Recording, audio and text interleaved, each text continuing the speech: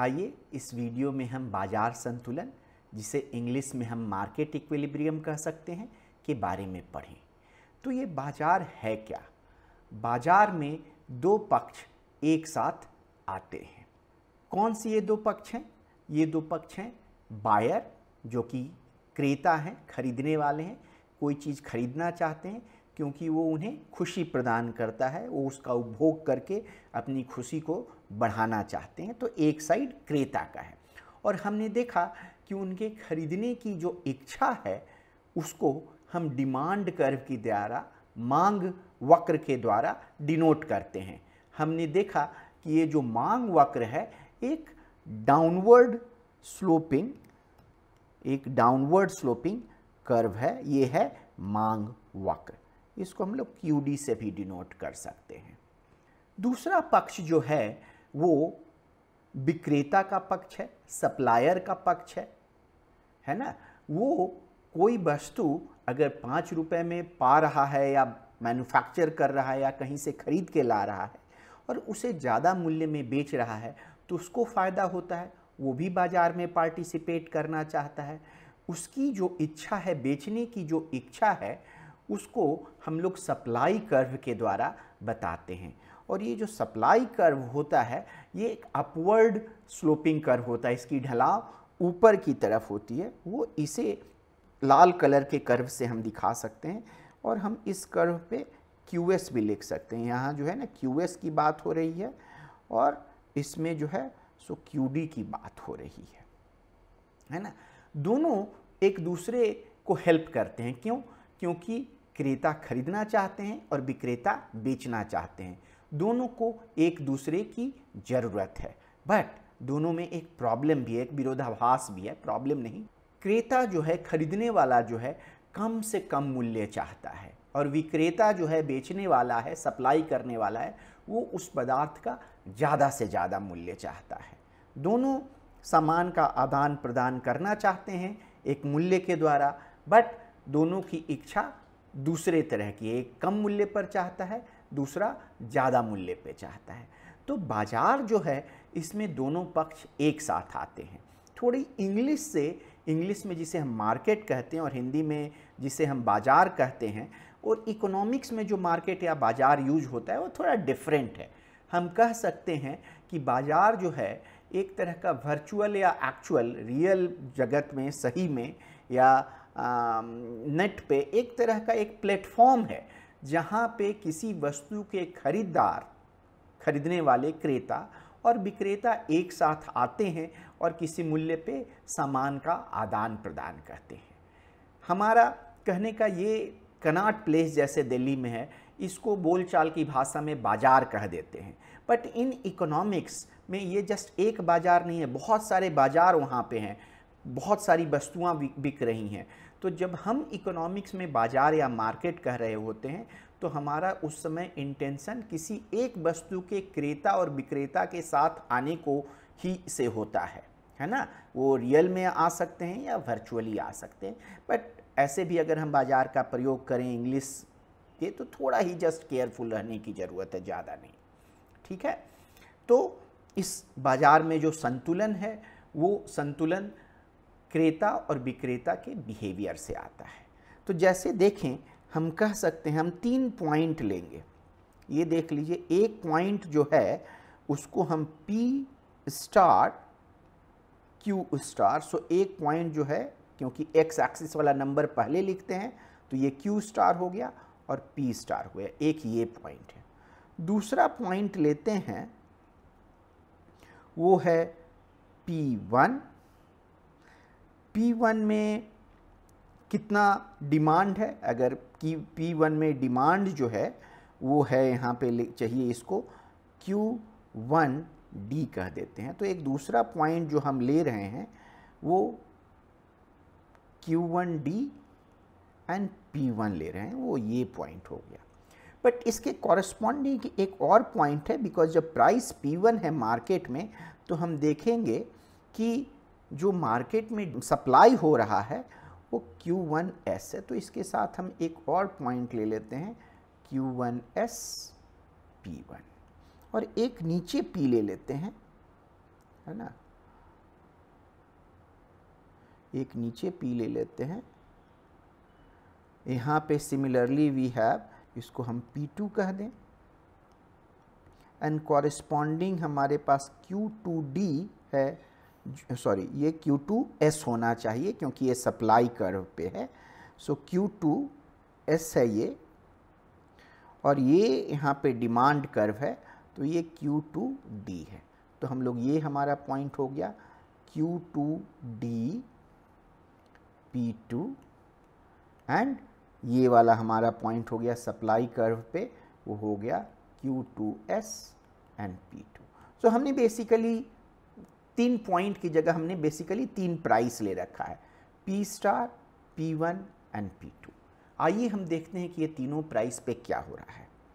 जब price P star है तो हम देखते हैं कि क्वांटिटी डिमांडेड, हम कह सकते हैं quantity demanded is equal to Q star, और जो क्वांटिटी सप्लाइड जो है, ये जो पॉइंट है ये सप्लाई कर्व पे भी है और डिमांड कर्व पे भी है। So quantity supplied is also Q star. So इस P स्टार पे बड़ा एक अनूठा चीज हो रहा है कि क्वांटिटी डिमांडेड, मांग की जाने वाली जो मात्रा है वो सप्लाई की जाने वाली मात्रा के बराबर है। Quantity demanded is equal to quantity supplied, दोनों बराबर है।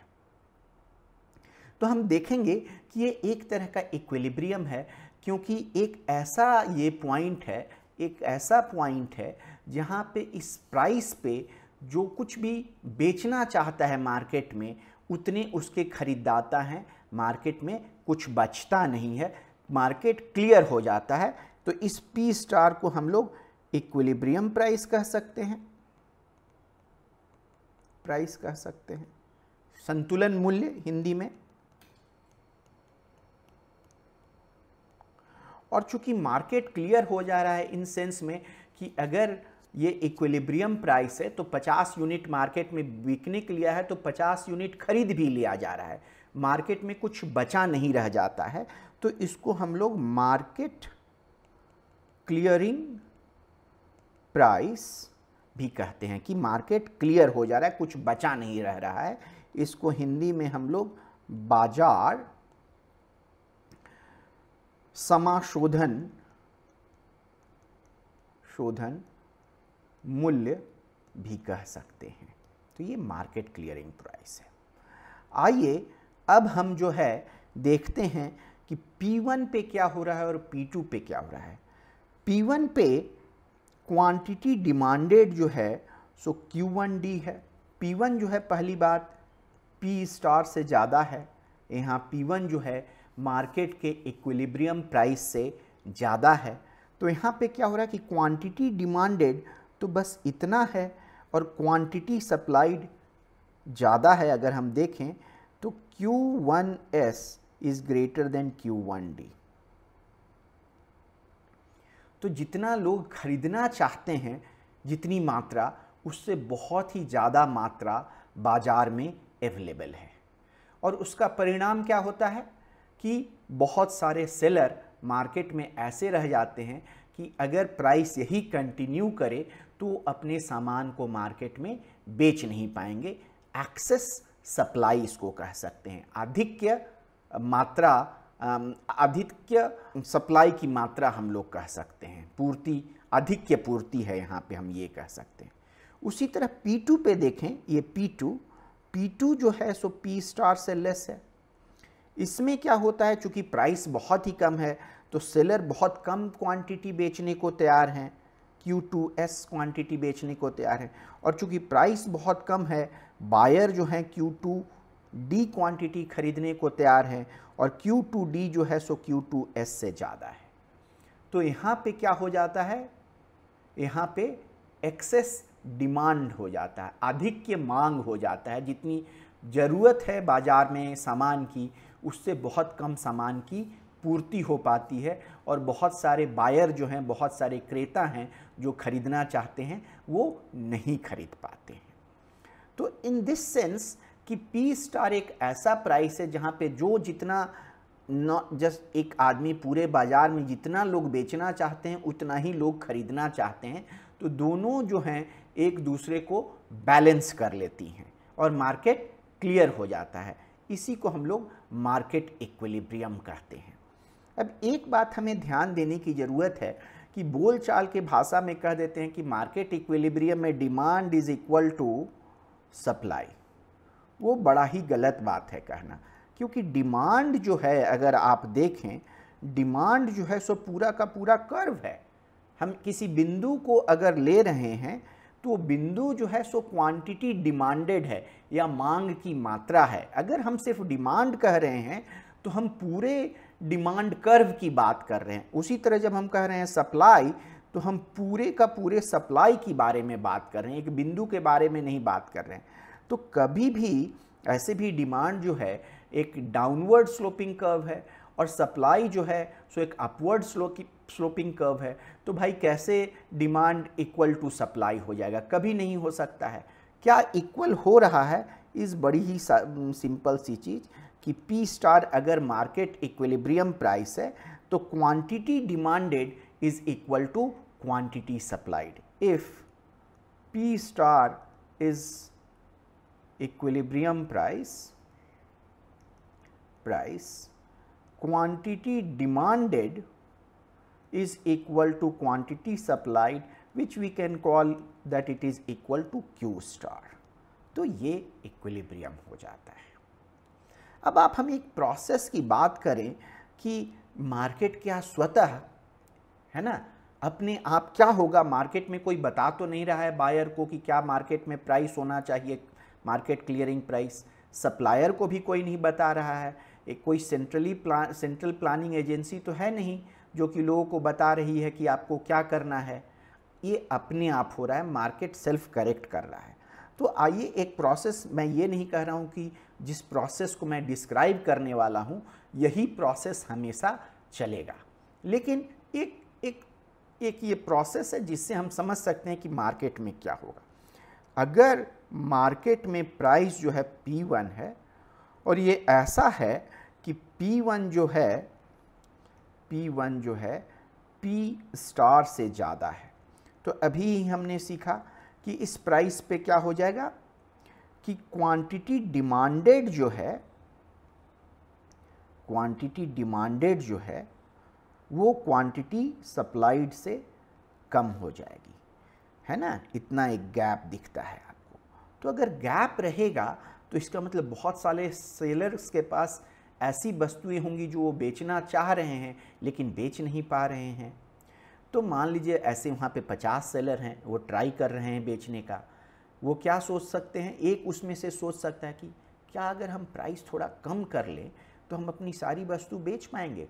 चूँकि सब लोग एक ही तरह का सामान बेच रहे हैं और एक सेलर अपना प्राइस कम कर लेता है तो सब लोग उसके पास जाएंगे, सामान खरीद लेंगे और बाकी सब सेलर को भी ये करने से कोई रोक नहीं सकता है।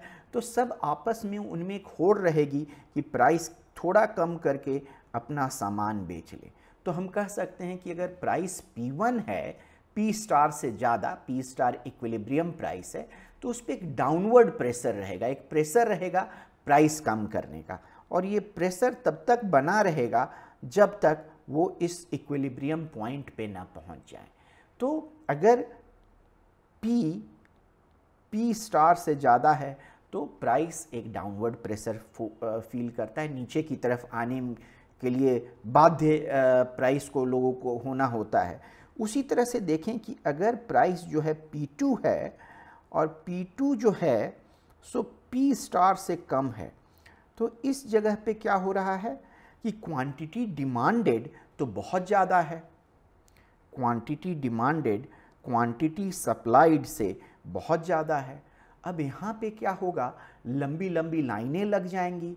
एक बायर सोचेगा कि थोड़ा हम कुछ उसको साइड से ज़्यादा दे देते हैं ताकि हमको लाइन में ना लगना पड़े, हम खरीद करके चले जाएं। तो वो चाहेगा कि हम थोड़ा हल्का प्राइस बढ़ा लें और चीज़ें आसानी से लेके चले जाएं, है ना। आपने देखा होगा ये सिचुएशन होता है था पहले जब रसोई की गैस का वितरण हो रहा होता था, लोग खरीदने जाते थे, लंबी लाइन लगी होती थी। ऑफ कोर्स एक तो कारण ये भी रहता था कि गैस उपस्थित गैस की अवेलेबिलिटी नहीं होती थी, बट अवेलेबिलिटी नहीं होने का यही कारण था कि प्राइस जो है गैस का वो मार्केट इक्विलिब्रियम प्राइस से कम गवर्नमेंट ने सेट किया हुआ था। तो हम ऐसे कुछ केसेस को आगे देखेंगे कि क्या होता है जब गवर्नमेंट आर्टिफिशियली कहती है कि क्या मार्केट प्राइस होना चाहिए, इसको भी हम अध्ययन करेंगे। बट अभी पहले इसको देखते हैं, क्या होगा जब क्वांटिटी डिमांडेड क्वांटिटी सप्लाइड से बहुत ज़्यादा हो। यहाँ पे हम पाएंगे कि एक अपवर्ड प्रेशर होता है, प्राइस के बढ़ने की टेंडेंसी होती है, और ये टेंडेंसी तभी ख़त्म होती है जब market price equal to P star हो जाता है। अब जब market price equal to P star हो जाता है तो quantity demanded and quantity supplied दोनों जो हैं सो क्यू स्टार हो जाते हैं। तो Q star comma P star ही जो है बाजार के संतुलन को बताता है। Now let us take an example that would help us learning how to obtain market equilibrium. तो अब हमारा एम है कि अगर हमें मांग वक्र एवं पूर्ति वक्र दिया हुआ है तो हम बाजार संतुलन को कैसे प्राप्त करें, है ना। तो एक एग्जाम्पल है, तो हम एक ले लेते हैं कि डिमांड कर्व जो है हमारा वो है, आपको कह सकते हैं that P is equal to 30 minus 3Q and P is equal to 3Q। आप अगर इस पे ध्यान दें तो ये डाउनवर्ड स्लोपिंग कर्व है, तो ये तो डिमांड साइड को रिप्रेजेंट करेगा, ये डिमांड साइड है और ये सप्लाई साइड है। ये सप्लाई साइड क्यों है? क्योंकि ये अपवर्ड स्लोपिंग है। बट हमें थोड़ा केयरफुल रहने की ज़रूरत है ना। क्यों केयरफुल रहने की ज़रूरत है? मैंने कहा ये डिमांड साइड है, बट अगर हम ध्यान दें तो इक्वेशन जो लिखा हुआ है वो है P as a function of Q, और यहाँ पे भी हमने P Q के फलक की तरह लिखा है। क्या प्रॉब्लम है उसमें? हम जानते हैं कि डिमांड कर्व जो है मांग वक्र जो है वो Q as a function of P होता है ना। मतलब प्राइस पता रहे तो क्वांटिटी क्या होगा वो निकाला जा सकता है। लेकिन पहले भी जैसे हमने बात किया है कि 1-to-1 रिलेशनशिप, 1-to-1 संबंध है दोनों में। अगर हमें डिमांड पता है तो हम इन्वर्स डिमांड निकाल सकते हैं, डिमांड जो कि Q as a function of P है, इसी से P as a function of Q obtain कर सकते हैं।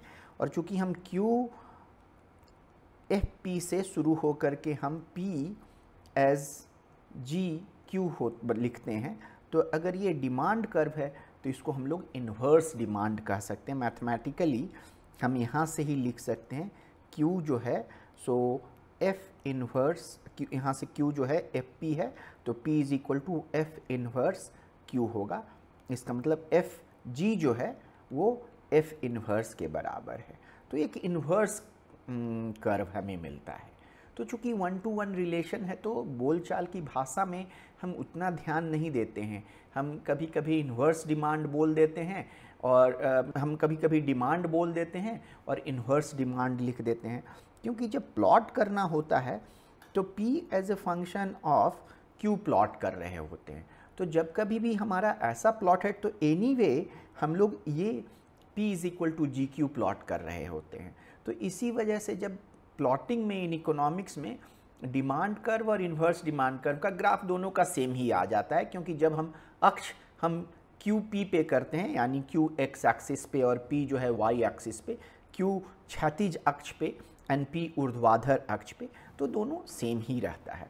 तो इसीलिए अगर हमारा जो है P is equal to 30 minus 3Q demand लिखने के लिए ऐसे इसी को डायरेक्ट प्लॉट कर ले तो ज़्यादा अच्छा होगा। Q का वैल्यू डिफरेंट ले लें और उसमें क्या P का वैल्यू आता है टेबल बना के प्लॉट कर लें, जो कि हम पहले सीख चुके हैं, इसलिए अगेन हम नहीं करेंगे। आप इसको प्रैक्टिस कर सकते हैं, पॉज कर सकते हैं, देख सकते हैं कि कैसे ड्रॉ किया जाए। बट यहाँ से अगर हम डिमांड फॉर्म में लिखना है तो 3Q is equal to 30 minus P and Q is equal to 30 divided by 3 P divided by 3, यानी 10 माइनस P3 लिख सकते हैं। ये भी पूरी तरह से सही नहीं है, क्योंकि अगर P जो है 30 से ज़्यादा हो जाएगा, देख लीजिए 30 पे Q 0 आता है ना, टेबल बनाइएगा तो आ जाएगा। तो अगर P 30 से ज़्यादा है तो क्या होगा, तो इसीलिए हमें इसको Q इज इक्वल टू हमें लिखना चाहिए मैक्स ऑफ 10 माइनस P/3 0, और ये आपको कुछ एक ऐसा कर्व मिलेगा, डाउनवर्ड स्लोपिंग, नीचे की तरफ ढलान लिए हुए एक रेखा मिलेगी, जो कि आपको यहाँ पे क्या कहते हैं 30 से गुजर रही होगी, और यहाँ पे ये आपको 10 से गुजर रही होगी, है ना, ऐसा आपको मिलेगा। और दूसरा कर्व उसी तरह से हमें है P is equal to 3Q, तो यहाँ से हम Q is equal to P/3 लिख सकते हैं। चूँकि ये हमेशा जो है ना, अगर P नॉन निगेटिव है, अगर घनात्मक संख्या है तो Q भी घनात्मक संख्या आएगी, तो हमें मैक्स करने की कोई ज़रूरत नहीं है, लेकिन सेफ्टी के लिए अगर आप चाहें तो लिख सकते हैं, बट यहाँ पे इसकी ज़रूरत महसूस नहीं हो रही है, क्योंकि ये ग्राफ हमेशा ऊपर की तरफ जा रही होगी। ये हो गया सप्लाई कर्व। तो अब हमने क्या देखा है कि मार्केट इक्विलिब्रियम क्या है, कि एक P स्टार जिस पे quantity demanded is equal to quantity supplied. तो मान लीजिए अगर P स्टार है प्राइस, तो क्वांटिटी सप्लाइड क्या हो जाएगा P स्टार बाई 3, और क्वांटिटी डिमांडेड क्या हो जाएगा 10 माइनस P/3। सो 10 माइनस P/3 स्टार, चूँकि स्टार पे कैलकुलेट कर रहे हैं, तो उससे हमें क्या मिल गया, अगर इसको हम इस साइड ले जाएं तो ये हो जाएगा 2P star is equal to 10, and therefore इसीलिए P star is 10 multiplied by 3 divided by 2, 15 आ गया। तो इससे हमें पता चल गया कि ये जो है इक्विलिब्रियम 15 पे आ रहा है। अगर इक्विलिब्रियम 15 पे आ रहा है तो हमें दो फॉर्मूला है, क्वांटिटी सप्लाइड यहाँ से निकाल सकते हैं और क्वांटिटी डिमांडेड हमें यहाँ से निकाल सकते हैं। तो दोनों तरीका है, या तो डिमांड कर्व से निकाल लें या सप्लाई कर्व से निकाल लें। चूँकि P स्टार पे quantity demanded is equal to quantity supply, तो कोई फ़र्क नहीं पड़ेगा। तो अगर हम क्वांटिटी सप्लाइड से निकाल लें Q स्टार क्या होगा P star by 3, P star 15 है, 15 डिवाइडेड बाई 3 ये 5 आ गया, ये सप्लाइड मान लीजिए। और क्वांटिटी डिमांडेड क्या आएगा, हमें हमारा फॉर्मूला है 10 minus P star by 3, so 10 minus 15/3, तो ये 5 आ गया। ये आश्चर्य की बात नहीं है कि दोनों क्वांटिटी सप्लाइड और क्वांटिटी डिमांडेड दोनों बराबर है। ऐसा ही होता है जब मार्केट इक्विलिब्रियम में हो। So quantity supplied is equal to quantity demanded is equal to Q star, और ये 5 आ गया। तो हमारा इक्विलिब्रियम बाजार संतुलन के लिए हम लिख सकते हैं कि Q star comma P star is equal to 5, 15, और ग्राफ में हमें ये बिंदु मिल गया। तो यही बाजार संतुलन है ना। मैं आपको एडवाइस करूँगा कि कुछ अपने से डिमांड कर्व बनाएं, कुछ सप्लाई कर्व बनाएं, और दोनों का इक्विलिब्रियम ऑब्टेन करें। ठीक है, धन्यवाद।